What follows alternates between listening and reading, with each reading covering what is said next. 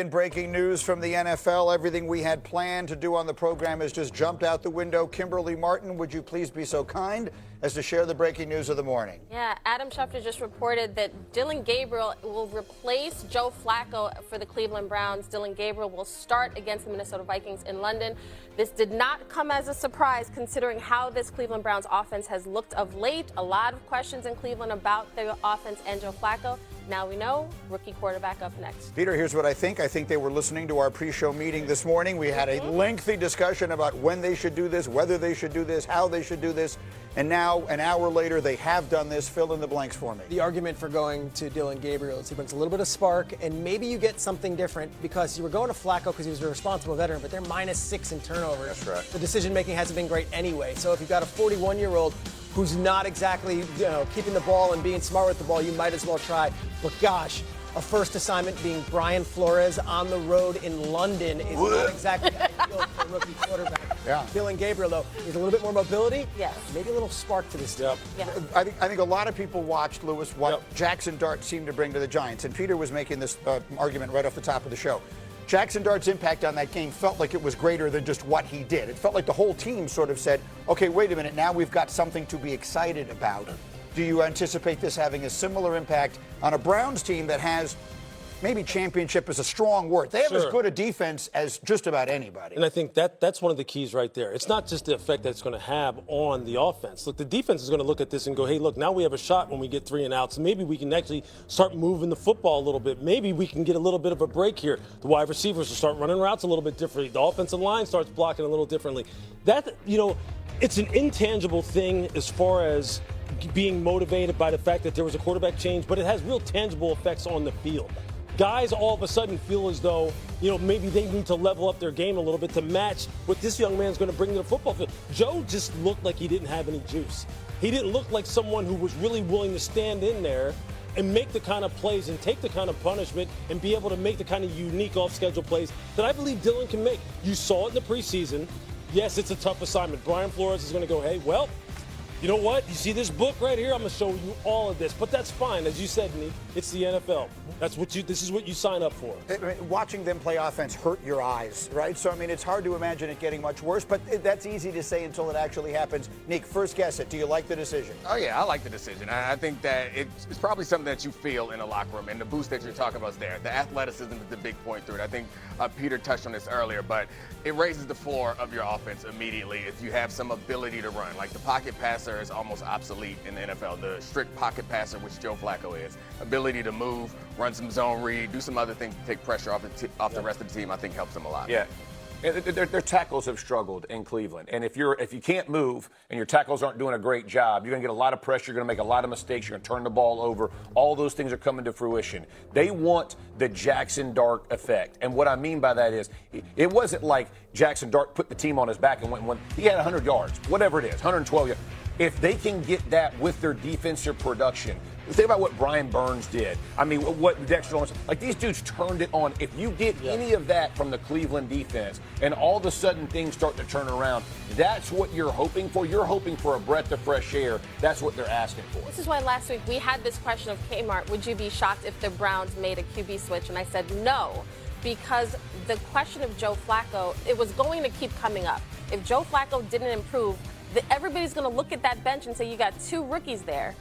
Why are you not going to them? But also, I covered that Jackson Dart game, and I was in that Giants locker room, and I spoke to Brian Burns on the Friday before the game, and he's like, as a defense, we get, however he plays, we got to step up. We got to make sure that. So there is an effect, to your point about, Scatterboo doing his thing.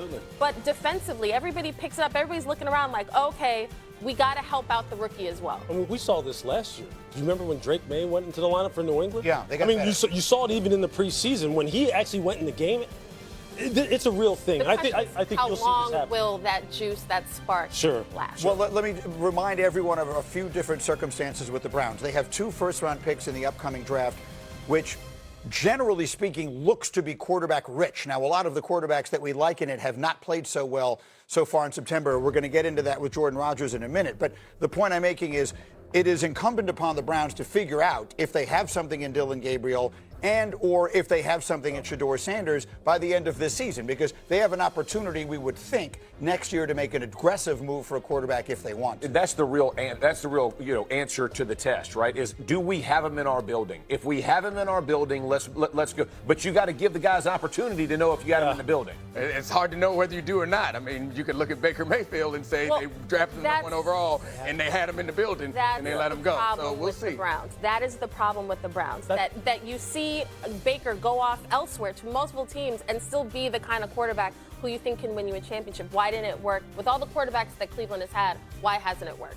And one thing, I don't know if we know the answer to this yet, but maybe we can find it out. Is Flacco the backup or is Shedeur the backup? No, I would assume it's Flacco still. I would too, but at the Shedeur Sanders part of this, and Shedeur Sanders has been a major story. This door will revolve. It's not like Dylan Gabriel. Right. I mean, he might be.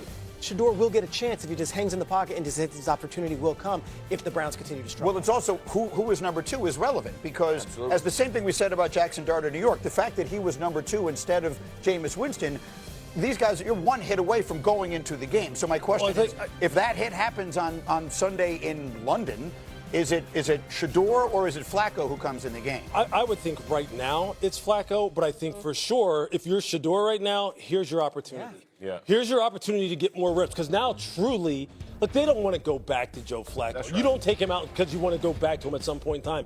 If you're Shedeur Sanders right now, though, whatever you're doing, I'm taking it up a whole nother level because Dylan is not promised to stay in there.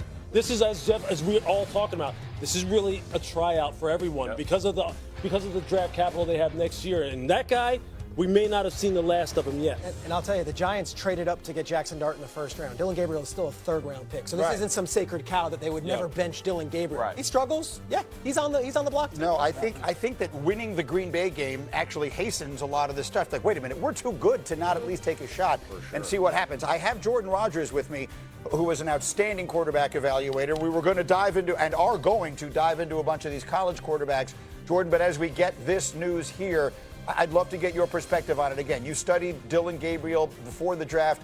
What are the Browns getting at quarterback this weekend in London?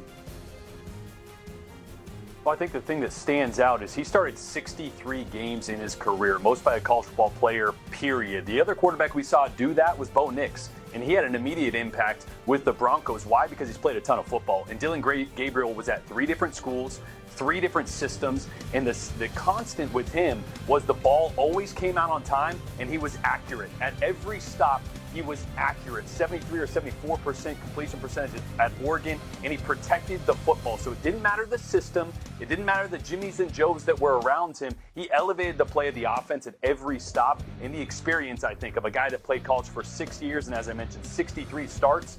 I don't think this moment's going to be too big for him at all. I like him to be able to plug in and have an immediate impact, kind of like we saw with Bo Nix. Okay, it'll be interesting to see what happens. Again, we talked about Jackson Dart against a good Chargers defense. Is that the right time? This is a good defense. There's never the right time. Never. Right? You got to take your shot, and so they're doing it. All right, so that's our breaking news of the morning. In the meantime, let's continue with what we were planning to do here because it's already not too soon to be thinking about the NFL draft. I want to do a quarterback stock report with Jordan Rodgers because, as I mentioned, there are a lot of quarterbacks that we're looking at to be first rounders next year, and some of them have not gotten off to the sorts of starts that we were hoping, and one of them is Drew Aller, Penn State. Saturday night, Jordan, the stage was so perfectly set up for him.